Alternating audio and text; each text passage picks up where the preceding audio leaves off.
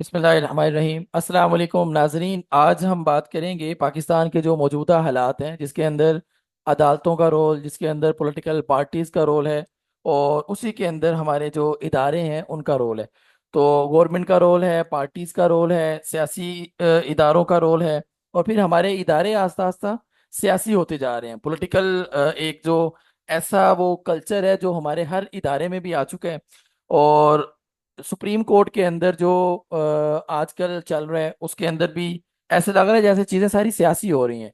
जजेस के अंदर भी दो तीन पार्ट्स में वो सारी चीजें हुई हुई हैं, ग्रुपिंग हो रही है। तो इन सारी चीजों को हम वन बाय वन देखते हैं। तो हमारे साथ मौजूद हैं डॉक्टर शाहिदा विजारी साहिबा, जो कि कराची से हैं, इंस्टीट्यूट ऑफ बिजनेस मैनेजमेंट से। और डॉक्टर अमारा यूसुफ हैं, जो कि गिफ्ट यूनिवर्सिटी से हैं। जी अस्सलाम वालेकुम। वालेकुम सलाम। अब मैडम आप बताएं, एक तो प्रोटेस्ट के हवाले से उसके नुकसानात क्या होते हैं, और उसका उनको प्रोटेस्ट करने की इतनी जल्दी क्यों पड़ी हुई है। और दूसरे नंबर पे जो आईनी तरमीम गवर्नमेंट करना चाह रही है बहुत क्विकली, जिसका ना ड्राफ्ट बताया जा रहा है लोगों को, ना कोई इंफॉर्मेशन बताई जा रही है कि उसमें होगा क्या। तो इसमें क्या आपको लगता है कि कैसे चीजें चलेंगी। देखिए, ऐसा लगता है कि पाकिस्तान के जितनी भी ये लोग हैं, कॉरिडोर्स ऑफ पावर में लोग, वो उनके अपने जाती एजेंडाज हैं सबके। और मुझे नहीं लगता कि पाकिस्तान के जो मफादात हैं वो जरा भी किसी के लिए अहमियत रखते हैं। सब लोग अपने अपनी ये जो इख्तिदार की जंग है इसमें मुलव्वस हैं। और बहुत अब आप देखिए कि हुकूमत का भी हुकूमत का भी उसका जो अपना एजेंडा है वो उसी को ज्यादातर अहमियत दे रही है। और मुझे नहीं पता कि उनके क्या अज़ाइम है, मगर वो मतलब परसू कर रहे सिंगल हैंडेडली अपने जाति उनको। और इसी तरह आप पीटीआई को भी देखिए कि जब भी पाकिस्तान करीब आने लगता है चाइना से या रूस से, तो धरने शुरू हो जाते हैं। मगर फिर वो कहते हैं इमरान खान के उनको मतलब रूस और चाइना के करीब जाने की वजह से हटाया गया। मगर अब फिर एससीओ का इजलास होने वाला है, अब फिर धरने शुरू हो गए। तो देखिए कि मुझे बड़ी मायूसी हो रही है पाकिस्तान के जो इख्तिदार में लोग हैं उनसे। क्योंकि मुझे लगता है कि उनको किसी को पाकिस्तान से कोई गरज नहीं है, उनको सिर्फ अपने इख्तिदार में आने से गर्ज है। क्योंकि इख्तिदार का मतलब है दौलत कमाना। तो हर एक आज चाहता है कि बस किसी न किसी तरह बाय हुक और बाय क्रुक इख्तिदार में आके दौलत कमाई जाए। तो तो मेरे मैडम ख्याल में ये पाकिस्तान। अगर अगर हम इसकी दूसरी साइड देखें, जैसे आपने कहा कि जब भी कोई इंटरनेशनल हमारी चीज़ें होने लगती हैं तो पीटीआई का कोई ना कोई एहतजाज स्टार्ट हो जाता है। तो अगर हम इसकी दूसरी साइड देखें कि गवर्नमेंट उसी एहतजाज के वो जो एसईओ हमारी हो रही है, उसी के चक्कर में गवर्नमेंट चाह रही है कि ब्लैकमेल करके किसी तरह से आईनी तरमीम भी करवा लें और चीज़ें सारी क्लियर भी हों। तो इसका मतलब है ये टू साइडेड चीज़ें हैं, ये वन साइडेड नहीं है। जी बिल्कुल, गवर्नमेंट का भी यही है कि गवर्नमेंट को कोई दिलचस्पी नहीं है पाकिस्तान के मफादात से।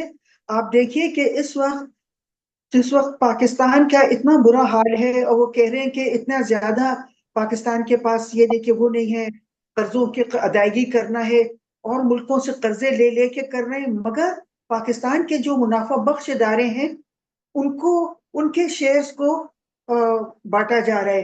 तो इससे लगता है कि और कर्जे और ले रहे हैं, और मुल्कों से भी ले रहे हैं और इंटरनेशनल इदारों से भी ले रहे हैं। मगर जो इस वक्त तो ये होना चाहिए था कि पाकिस्तान के जो मुनाफा बख्श इदारे हैं उनको अपने लिए हमारे पास होने चाहिए थे, ताकि हम हमारे पास रिसोर्सेज हों। मगर हुकूमत जो है वो बिल्कुल नहीं लग रहा है कि संजीदा है। सिर्फ लोगों के पे टैक्सेस का बोझ जिस वक्त डालना हो तो उस वक्त वो कहते हैं कि देखिए हमारे पास ये नहीं है और हमें कर्जों की अदायगी करना है। मगर ना तो उनके अपने अखराजात देखें, उससे लगता है कि मुल्क में कोई कमी है। और जिस तरह पाकिस्तान के मुनाफा बख्श इदारों को उनको मतलब ऑन औने पौने इनके शेयर्स को दिया जा रहा है, उससे भी नहीं लगता है कि हमें कोई जरूरत है रिसोर्सेज की। तो अच्छा मैं मैडम, हुकूमत से इदारों को, हमारे जो इदारे हैं, हमारे जो इंस्टीट्यूट्स हैं, उनको न्यूट्रल कैसे किया जा सकता है, क्योंकि वो सारे इदारे हमारे पॉलिटिकल हुए हुए हैं। अगर हम इलेक्शन जी कमीशन की बात करें वहाँ भी यही मसाइल हैं, अगर हम अदालतों की बात करें वहाँ भी यही मसाइल हैं। और गवर्नमेंट को ये लगता है कि जो अभी वाले हमारे चीफ जस्टिस हैं वो उनको शायद कोई सपोर्ट मिल रही है, और वो चाहते हैं कि वो किसी तरह से जो अदालत है वहाँ से जाए नहीं। अगर रिटायर हो यहाँ से तो आईनी अदालत के चीफ जस्टिस वो लग जाए। और जो सेकंड नंबर पे जो आ रहे हैं जस्टिस मंसूर अली शाह, उनका वो रास्ता रोक रहे हैं। और अगर आप देखें जो काजी साहब हैं उनका 3 महीने पहले ही नोटिफिकेशन हो गया था, और अभी तक हमारे पास मेरा ख्याल है कोई 15-16 दिन बाकी हैं, और अभी वाले जो चीफ जस्टिस हैं उनको भी शायद ना पता हो कि मैंने आना है कि नहीं आना, जो जस्टिस हैं मंसूर अली शाह। जी, मेरा ख्याल में इसकी वजह यह है कि पिछले 75 साल से जिस तरह से पाकिस्तान को चलाया गया है, पाकिस्तान के अपने कोई मफादात नहीं है। पाकिस्तान बड़ी ताकतों के मफादात का एक वो बन गया है, बिल्कुल एक उनके मफादात को प्रमोट करने के लिए। तो इसी तरह हमारे जो इदारे हैं हम उनको इस्टेब्लिश नहीं कर पाए, क्योंकि हमारे जो इदारे थे उन पे भी अपॉइंटमेंट्स जो की जाती थी वो या तो डुअल नेशनल से, बहुत मेजोरिटी डुअल नेशनल्स की है, और उनको भी बाहर से बहुत दाखलत होती है उनके अपॉइंटमेंट्स में। तो इसलिए अब आज हम भुगत रहे हैं जो हमने पिछले 75 साल से किया, उसको हम आज भुगत रहे हैं, क्योंकि ये इदारे भी, इनमें जो अपॉइंटमेंट्स हैं ये भी बाहर से किए जाते हैं, और बड़ी ताकतें ऐसे लोगों को लेके आती हैं जो उनके मफादात को लेके चलते हैं। तो पाकिस्तान का बिल्कुल जो तमाशा बनाया गया है पिछले 75 साल से, उसको आज पाकिस्तान के लोग भुगत रहे हैं। आप लेकिन देखिए, चाहे मैडम वो अगर हम हमारी। सुप्रीम कोर्ट की बात करें तो वहां पे जी ये वाले मसाइल तो नहीं है, वहां पे तो एक मेरिट से लोग चल रहे हैं ना। जो 8 से 10 साल पहले लोग आए थे एज जस्टिस, तो उनकी बारी है। अब गवर्नमेंट ये चाह रही है कि इस तरीके से वजीर आजम के पास इख्तियार आ जाए कि ऊपर वाले 5-6 लोगों में से वो चूज करे कि किसने चीफ जस्टिस बनना है। देखिए, जहां तक सुप्रीम कोर्ट का ताल्लुक है, वहां ये जरूर था कि रूल्स थे कि सीनियर मोस्ट जो है वो चीफ जस्टिस बनेगा, मगर वहां भी बहुत ज्यादा वो थी, मतलब बिल्कुल ही एक कॉलोनियल उसकी तरह चल रहा था। आप देखिए कि हमारे जो कई साल पहले वो जो एक मुहिम चली थी कि अदलिया के लिए बहुत से मुशर्रफ, सियासतदान और जनरल बहुत। मुशर्रफ के दौर में। जी, मगर उससे होता यह है कि हमारी जो इस किस्म की तहरीकें चलती हैं वो जड़ से मसले को हल नहीं करती हैं। वो सिर्फ एक तहरीक चलती है और ऊपर से लेसा पोती करके फिर उसको वो कर दिया जाता है। तो इसलिए ये अदलिया में भी बहुत से मसाइल हैं, लेकिन और ये तो इसकी एक वजह से मेरिट, ये तो मेरिट पे चल रहा है ना कि जो सीनियर है, मोस्ट सीनियर, वो आ जाएं। और पोलराइजेशन बहुत है, अदलिया में भी बहुत पोलराइजेशन है।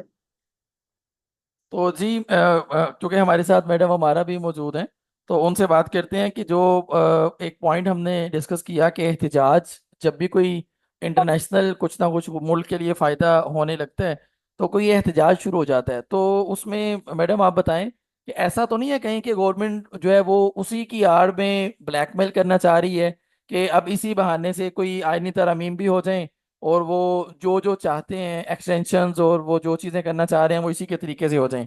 तो आप इसको किस नज़र से देखती हैं? बिल्कुल जी बिल्कुल वालेकुम। सर, मेरे ख्याल में तो आप बिल्कुल ठीक कह रहे हैं कि अच्छा तो क्या होना है।